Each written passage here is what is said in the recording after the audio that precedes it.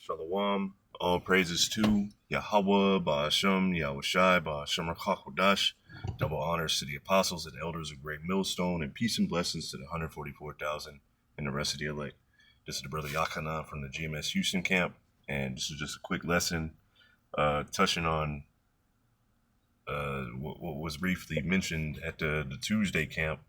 Just going into the Nimrod, but on a larger picture, how the Heavenly Father, Yahawah, bahasham, Yahawashi, rules on the earth.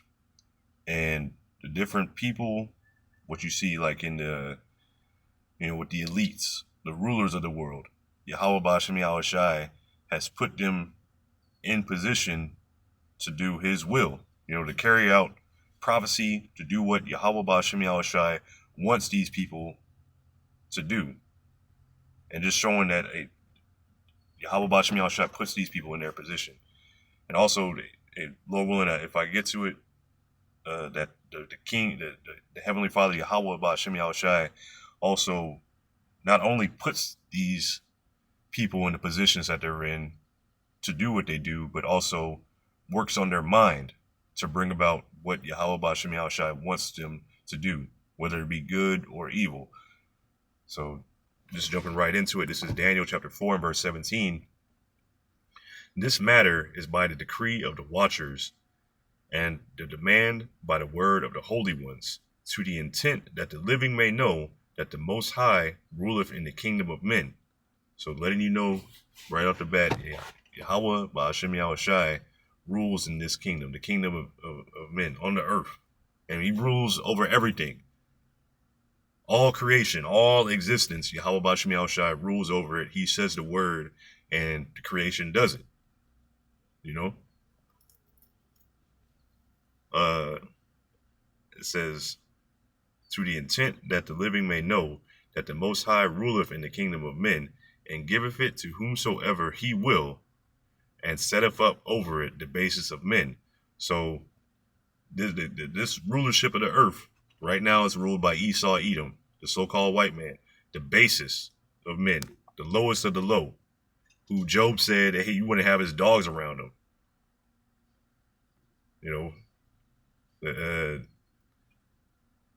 The least of the flock, Amalek, referring to the Hatters. These are the basis of men. But you see today, the earth is in a very low state right now, and under a very low vibration due to who's ruling over it. The carnal man, a proud, base man. But continuing on, this is Salaki, I had this pulled up.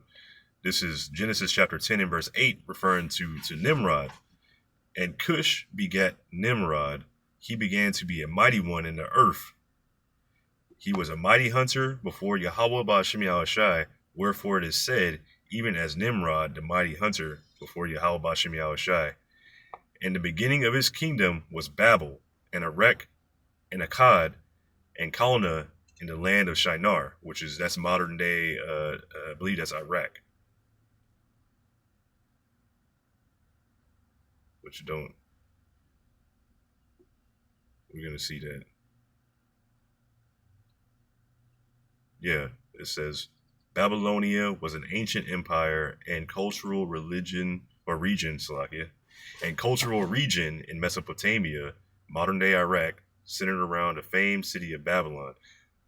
It flourished between the 18th and, the 18th and 6th century BC. Yeah, that's fine. Renowned for its shaping civilization with monumental architecture, advanced mathematics, and early legal codes. So, despite what it looks like, Babylon, this plays a huge role in history. And that word Babylon, that means, where is it? Babel. It says H894 Babel or Babal. It says confusion by mixing. So this is confusion. And then when you read further in the chapter in Genesis 10, this is when the Tower of Babel was built and the languages were divided, where the language beforehand that was spoken, because Noah had 3 sons, Noah, they all spoke the same language, which was Hebrew. The language was then confounded as you read further in the chapter.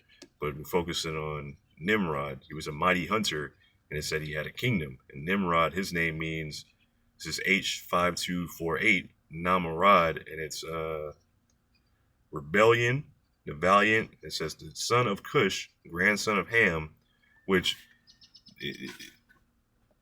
these, the Bible scholars and whatnot, when you once were able to read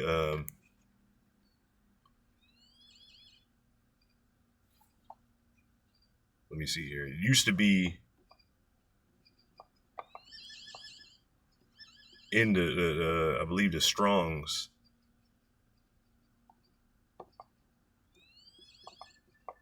It would say this. I remember seeing this.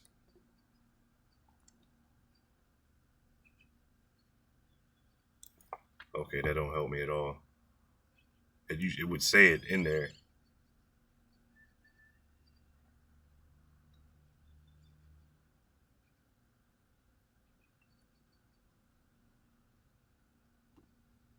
In the Zondervan, it says Ham, the youngest son of Noah, born probably about 96 years before the flood, and one of the 8 persons to live through the flood, he became the progenitor of the dark races, not the Negroes.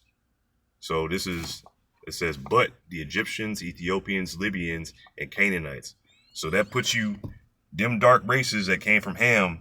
Now you have different, like Mormons and whatnot. They'll say, that we have the curse of Ham because we have, dark skin, whatnot. And that's not the curse that went on Ham. That was, the curse was that Ham would be a servant, a servant of servants, I believe. But that's not the curse, and they lump us together. But it says the progenitor of the dark races, not the Negroes. So the Negroes are actually Shemites. Despite what anybody else will tell you, you're not, no African or a Hamite, a Canaanite, nothing like that. Because that's if you know the scriptures, you know about Ham, you know about them people over there, you know about the Egyptians, the Ethiopians, and all of them, and different Canaanites, all that kind of stuff. That's fighting words. Especially knowing what Ham did to Noah, looking on his nakedness. So, and also, a lot of people, they don't think that there was actually so-called people of color in the scriptures and whatnot, and then their head would probably fucking explode too if you told them Nimrod was a Hamite, or that he was a one of the dark-skinned people. But anyway, oh yeah, I had this pulled up, this tab for Nimrod. So I just pulled this up real quick. That's supposedly, the depiction of him. No telling when that was made, but either way, going down, it says, what did Nimrod do in the Bible? In the Bible, Nimrod is described as a great grandson of Noah who became a powerful warrior and the world's first empire builder following the Great Flood. So the Lord doesn't change. If Yahawashi bahasham Yahawashi, it says he sets up men to rule. This is who Yahawashi bahasham Yahawashi set up to rule, in this time. And for a reason, you learn from it, and these things repeat themselves. And then jumping down, while the Bible only briefly mentions Nimrod's military and geographic conquest, extensive Jewish, Christian, and Islamic traditions, as well as historians like Flavius Josephus, expand heavily on his character. It says the builder of the Tower of Babel. The tradition identifies Nimrod as the ringleader who orchestrated the construction of the Tower of Babel. According to the ancient legends, he built the tower as a monument to human defiance and a way to protect humanity from another divine flood. Which, if the nigga was paying attention, or if if he knew, hey, the Lord wasn't gonna flood the earth again, because the Lord said that. Let me see here. Let's get this. I know I got to go in soon, but shit, I got time.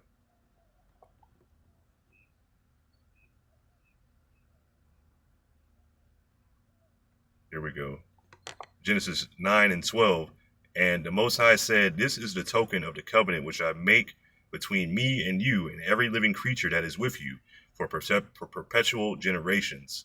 I do set my bow in the cloud, the rainbow, and it shall be for a token of a covenant between me and the earth.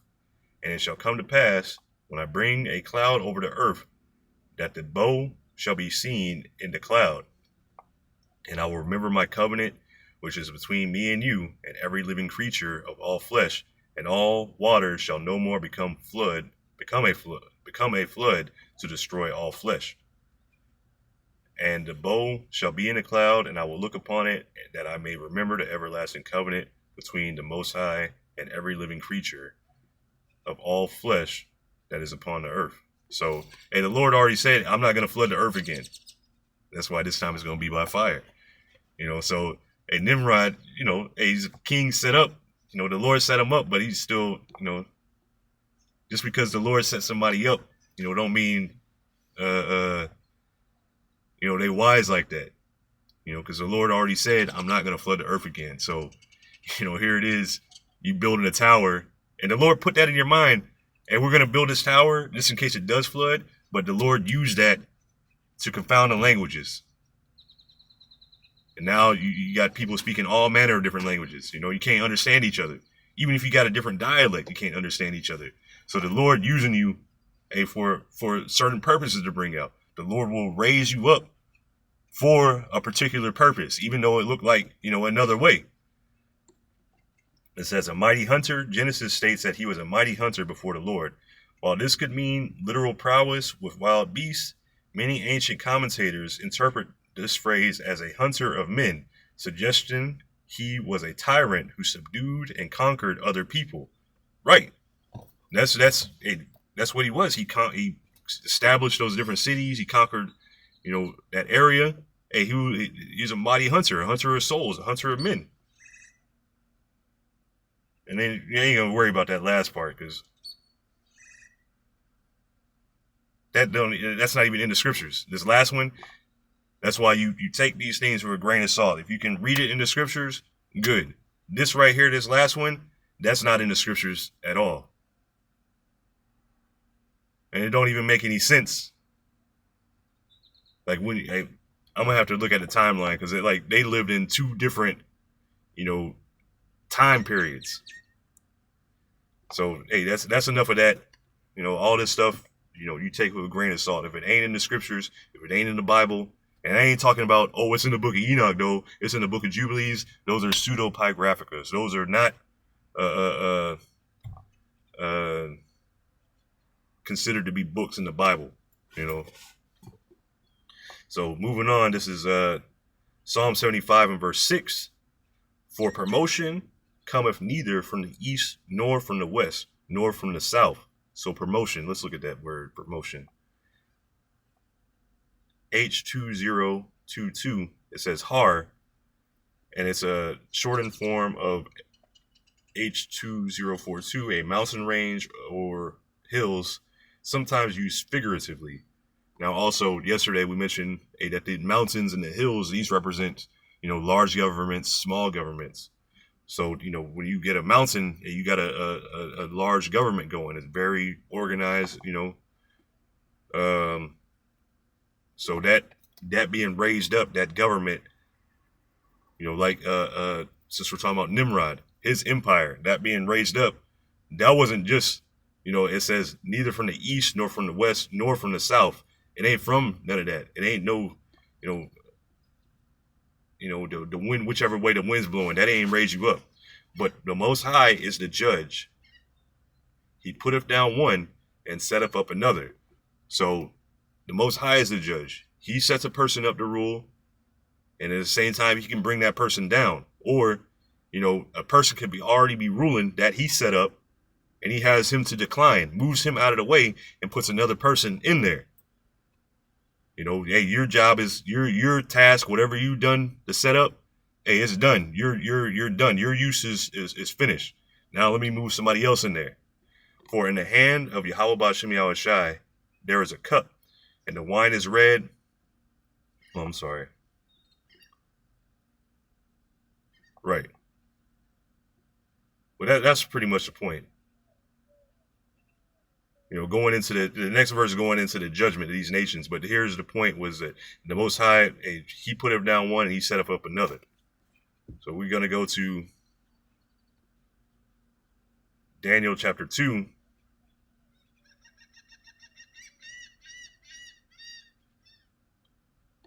And I want to get just right here. This is Daniel chapter 2 and verse 31, and it says the king's dream. It says, "Thou, O king, sawest, and behold, a great image. This great image, whose brightness was excellent, stood before thee, and the form thereof was terrible. This image's head was of fine gold, his breasts and his arms of silver, his belly and his thighs of brass, his legs of iron, his feet part of iron, and part of clay." Now, what the king saw was a great statue, an image. What is called an image, but this is a great statue that he sees in his dream. And what that statue is representing, for time's sake, I'm just going to break it down. But when you read further down, Daniel not only tells the king what he dreamt, but he also breaks down the dream. And what the dream represents is 4 different kingdoms. In this first kingdom, that kingdom of fine gold is representing the king Nebuchadnezzar. Representing that fine gold, representing like a precious metal. Representing precious gold, whatnot, has many uses. It's beautiful, and that's how the king Nebuchadnezzar was looked at. And as you go further down the statue towards the toes,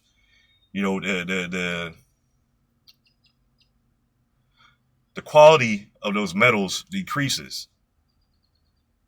So here you have the precious metal, which represents Babylon. The gold represents Babylon. And then you have next, how it says his breasts and his arms of silver represents the Persians and the Medes, which was the successor, the kingdom that took over the Babylonians. So you had the Babylonians, and then the Persians and the Medes took over. And you can read about that also in Daniel, how the writing on the wall, meaning, I gotta get it. I think that's how you spell it. No. Let's see if it's that one. In Daniel chapter 5 and 25, and this is the writing that was written, mini tico upharsin. And then Daniel goes to break it down, but it's basically, the writing be on the wall that your kingdom is done. It's over for you, in other words. So, while that was that Most High set up Babylon and then took them down, put in the Persians and the Medes. Then after the Persians and the Medes time was over, after they were done, he set up the Greeks, which was the thighs of brass. And after the Greeks' time, the rule, which Alexander the Greek, and then his 4 generals, that kingdom being split up, carrying out the Most High's will and doing Hellenization. When you go and read 1st and 2nd Maccabees, it goes into that, and then even goes into those 2 books even go into the next kingdom, the Roman Empire, with his legs of iron and his feet part of iron and part of clay. Which that legs of iron represents the Roman Empire, which came to rule, after the Greek Empire or the Hellenes. And now today we're in the iron and the clay, which means this kingdom is partly strong and partly weak. Going into NATO, the EU, those countries where you have countries that are financially strong or militarily weak, or militarily strong and financially weak, to where these nations, they don't mix together. Economically strong but weak, these nations don't mix together the same way that iron doesn't mix with clay. Like, they don't mix. So it's bound to break apart. And you know what? And for time's sake, I'm just gonna get to the next verse, uh, Daniel 2 and verse 34, and I'm gonna close out. Thou sawest till that a stone was cut out without hands, representing Yahawashi and his kingdom coming, which smote the image upon his feet that were of iron and clay, and break them to pieces. So Yahawashi's coming is going to destroy all these kingdoms and the remembrance of them.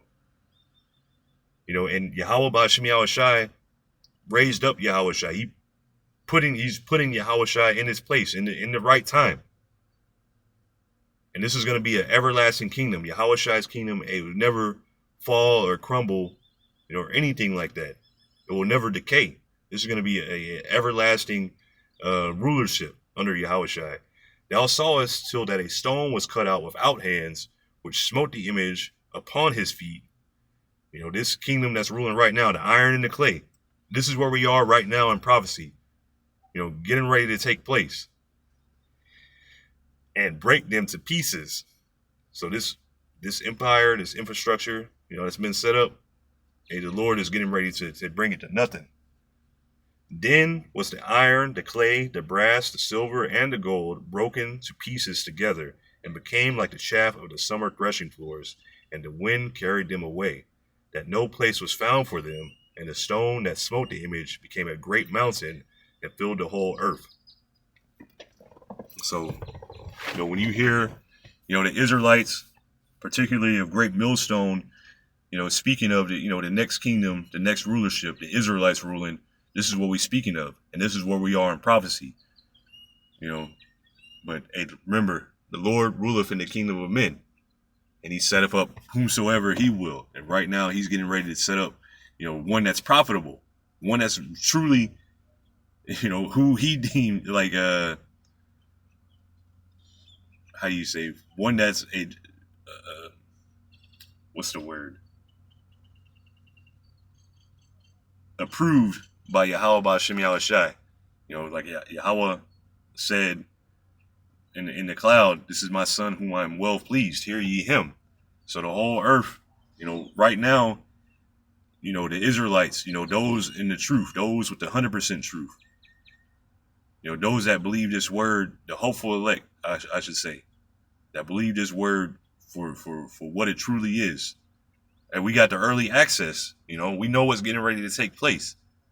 And we try right now to get in the good graces of Yahweh bahasham Yahawashi, you know, so that we don't get crushed, you know, along with this image. So Lord willing, this is edifying. I'm gonna give all praises to Yahawah bahasham Yahawashi bahasham Rakakwadash. Double honors to the apostles and elders of Great Millstone, and peace and blessings to the 144,000 and the rest of the elect. Hey, Shalom.